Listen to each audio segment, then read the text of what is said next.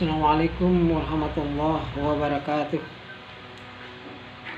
Sahabat-sahabat saya dimanapun Anda berada, dalam kesempatan ini saya coba menjawab pertanyaan-pertanyaan dari sahabat-sahabat yang inbox saya tiap malam.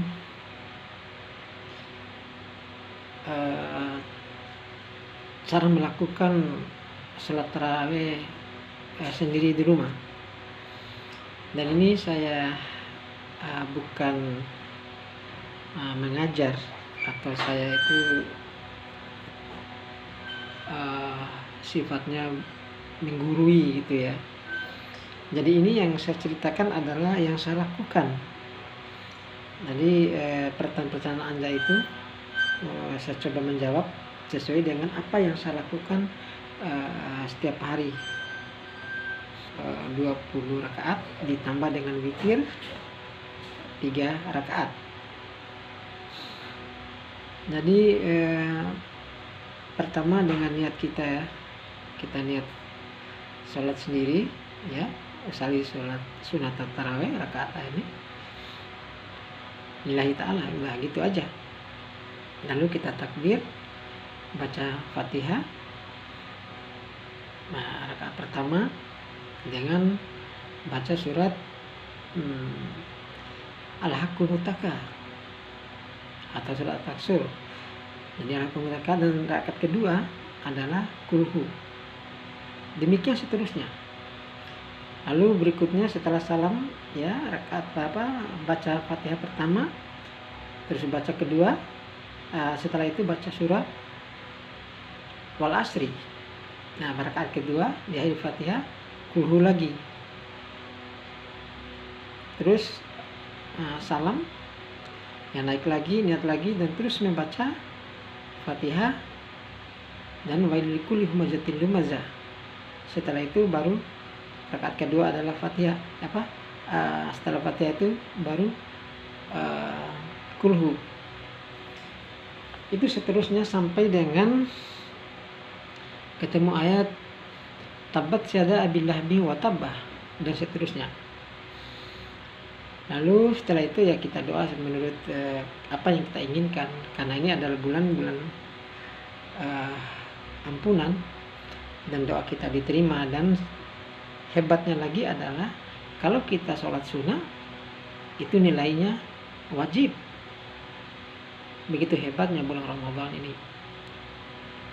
Ya, tapi memang ironis ya, kalau memang beda dengan tahun-tahun sebelumnya atau bulan-bulan sebelumnya, bahwa kita ini melakukannya harus sendiri atau di rumah bersama keluarga, tidak boleh di masjid. Kalau kita melakukan di masjid, di sini menjadi kasus. Ini saya katakan lagi sekali lagi kepada Anda semua bahwa saya ucapkan innalillahi wa inna ilaihi rajiun. Saya tidak bisa bicara banyak ini. Saya bisa menangis melihat masjid udah pada sepi, tidak ada jamaah lagi, tidak ada kumpul-kumpul lagi. Tapi semua itu ya kita serahkan kepada Allah, karena semua itu kan Allah akan membalasnya. Ya, cuman jangan sampai, yang saya takutin apa? Kenapa saya ngotot? Yang saya takutin ini ada muatan politik. Kalau ini menjadi muatan politik, na'udzubillah min zalik, saya nggak jamin apa yang terjadi di bangsa ini, apa yang terjadi di dunia ini. Kalau ibadah udah ditakar-takar, saya nggak ngerti. Jadi saya hanya bisa menjawab apa yang saya lakukan. Nah, bagaimana dengan sholat witir? Kebiasaan saya sholat witir itu 2 rakaat salam. Ya, rakaat pertama kita pilih ayat yang kita suka. Misalnya kebiasaan saya kalau rakaat pertama ini habis surat Fatihah, saya membaca Alam Nasrah. Lalu rakaat kedua setelah Fatihah saya baca kuliah ayyuhal kafirun. Udah, baru salam. Dan terakhir rakaat terakhir seperti biasa dengan niat usalli suratan witir rakaatan, satu rakaat kan, rakaatan lillahi ta'ala.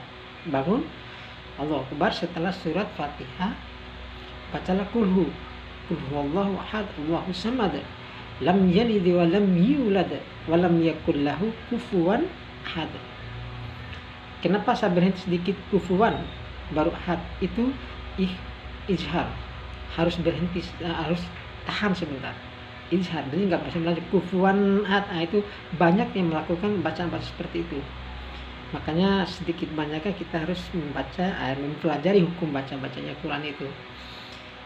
Jadi jangan sok-sok kita baca surat-surat panjang ya, seperti orang-orang saya pernah dengar, bukan di sini ya, jauh di seberang sana lah, baca ayat-ayat yang panjang sehingga dia lupa. Nah kalau lupa, para jamaah itu tidak bisa melanjutkan, tidak bisa memperbaiki, karena dia doa yang hafal.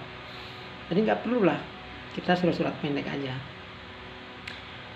Udah itu udah baca tadi qul huwallah, setelah itu baru qul a'udzu birabbil falaq, baru qul a'udzu birabbin nas. Udah, baru ruku. Bangun ruku itu baru kita kunut, kita minta kunut. Ini kenapa?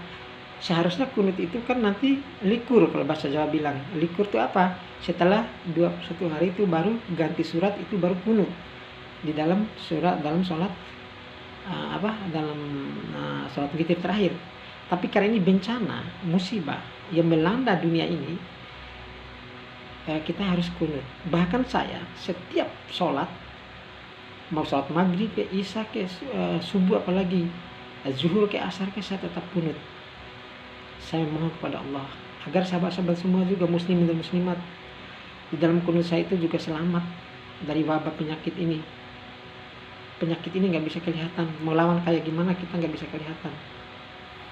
Jadi saya sepakat dengan kata Ali Shihab bahwa corona ini atau virus ini adalah setan yang tidak bisa kelihatan, bukan tentara Allah. Ini setan. Nah, setan itu bagaimana melawan? Ya menjauhi setan itu, cuci tangan, pakai masker, jaga jarak, itu menjauhi setan. Dan satu lagi, jangan lupa berdoa. Nah ini yang penting, kita selalu berdoa. Namanya setan. Kalau kita nggak berdoa, apalagi kita semakin menjauhi Allah, ya udah semakin menjadi setan itu, norong-norong kehidupan kita, semakin menjadi. Maka saya pernah bilang, bila perlu kita ya doa bersama, jaga jarak lah.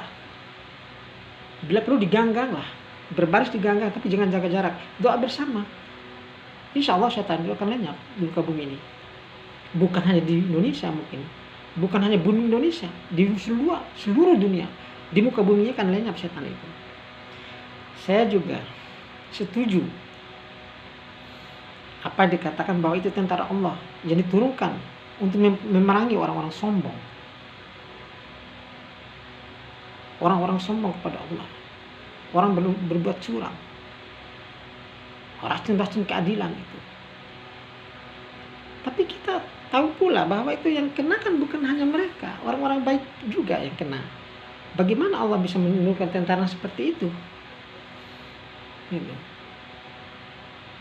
Itu juga, ya saya juga setuju juga sih, kalau memang gitu adanya. Kedua pendapat ini dari Ali Shihab semua saya terima. Tapi apapun itu, mau tentara Allah ataupun setan yang dikatakan oleh Shihab itu, kita harus apa? Kita harus bersama Allah. Kita harus ingatin Allah. Kita harus doa kepada Allah. Kita harus zikir, tawakal kepada Allah. Itu aja kuncinya. Jadi kita ini tidak bisa memerangi dengan senjata. Kita harus percaya dengan doa. Kita percaya dengan kekuatan doa. Ingat, bangsa Indonesia ini dijajah ratusan tahun. Tapi karena kekuatan doa, dengan bambu runcing bisa menang. Bagaimana kita menjauhkan Allah? Salat zuhur bersama. Sebenarnya juga tidak boleh. Sholat zuhur, nama sholat zuhur itu di rumah. Kalau berjamaah ya di masjid. Ini juga pun bagaimanapun saya juga nggak ngerti masalah ini. Akhirnya apa? Ya dikawal juga oleh babinsa di luar dengan alasan kami pemerintah atau siapapun itu pemimpin ini tidak melarang untuk beribadah. Itu alasan mereka. Tapi yang mereka larang berkumpul-kumpul. Nah, sebaliknya kalau mereka melarang untuk kumpul-kumpul, larang semua orang di jalanan itu loh.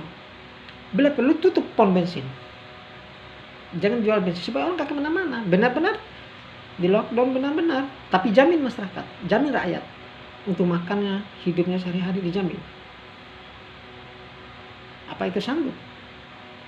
Jangan jumatan, jangan orang beribadah dilarang terus menerus. Apa yang terjadi ini? Innalillahi wa inna ilaihi raji'un. Jadi saya teringat kata ulama besar Indonesia, tapi saya nggak perlu sebut namanya, bahwa untuk mendapatkan angka 10 itu tidak seharus 5 tambah 5. Mendapat angka 10 itu bisa ya 3 tambah 7, 6 tambah 4 dan sebagainya untuk mendapatkan nilai 10. Demikian juga kita mengurangi sesuatu masalah ini tidak bisa di satu arah. Menyelesaikan satu masalah itu, kalau masalah ini rumit, ada cara satu lagi. Cara kita satu tadi, kita lockdown, oke. Jaga jarak, oke. Pakai masker, sering cuci tangan. Jangan kumpul-kumpul, oke. Itu virus juga menambah. Tapi ada satu hal, doa bersama. Zikir bersama. Yakin gak pemerintah? Yakin kepada orang-orang bahwa dengan lockdown ini orang bisa semakin takwa? Belum tentu. Hari biasa aja yang gak jumatan, apalagi. Inilah wallahu a'lam bishawab. Ini saya maaf ya, saya bicara ini adalah pribadi saya, bukan atas nama grup, bukan atas nama golongan atau lingkaran di dalam pergaulan saya, tidak. Ini pribadi saya yang ngomong. Kalau ada masalah dengan saya, urusin dengan saya. Saya bukan orang siapa-siapa di sini. Saya hanya hamba Allah. Saya berdiri dengan zat Allah dan di atas Nur Muhammad. Hanya ingin mendapatkan syafaat Rasulullah. Inilah saya. Sekian, terima kasih. Saya Mufti. Assalamualaikum warahmatullahi wabarakatuh.